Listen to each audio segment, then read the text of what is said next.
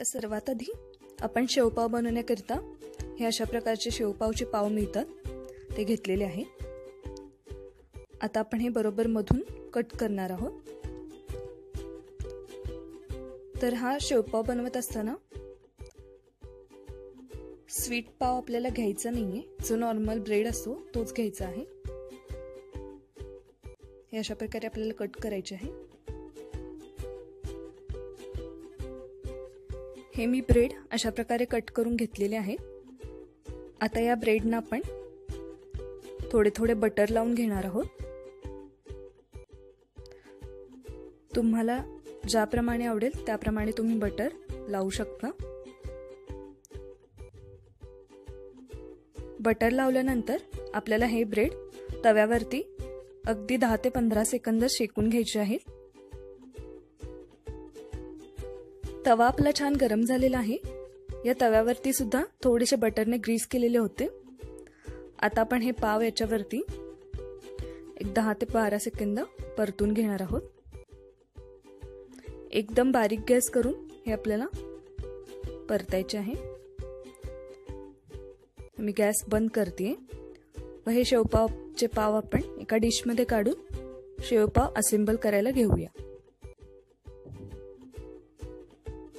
तर शेवपाव असेंबल करण्याकरिता लागणारे साहित्य आहे, इथे मी थोडे काकडीचे काप घेतलेले आहेत, बारीक चिरलेला कांदा, ही होममेड लसूण शेव आहे, याची रेसिपी मी अपलोड केलेली आहे, याची लिंक मी तुम्हाला डिस्क्रिप्शन मध्ये देईन।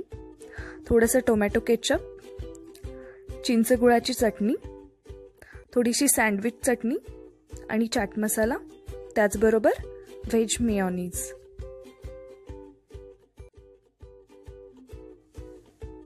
आता इथे हे भाजलेले पाव आहेत, याच्यावरती आपण चिंचेची आंबट गोड चटणी लावणार आहोत। अशा पद्धतीने व दुसऱ्या साइडला ही सँडविच चटणी आपण लावणार आहोत। ही सुद्धा होममेड सँडविच चटणी आहे, याची रेसिपी मी अजून अपलोड केलेली नाही, ती मी लवकरच अपलोड करेन।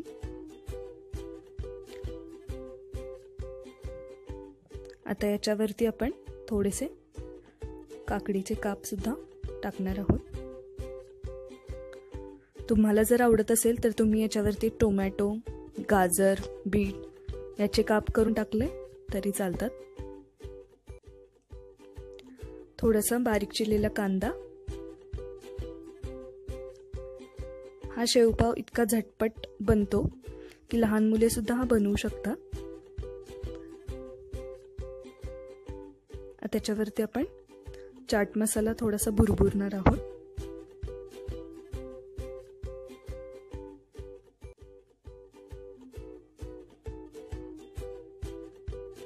चाट मसाला टाकल्यानंतर याच्यावरती थोडेसे आपण टोमॅटो केचप टाकणार आहोत। हे सुद्धा तुम्ही तुमच्या आवडीनुसार कमी जास्त करू शकता। टोमॅटो केचप टाकल्यानंतर हे व्हेज मेयोनीज आहे, ते आपण याच्यावर घालून घेऊया। मेयोनीजची टेस्ट या शेवपावमध्ये खूप छान लागते।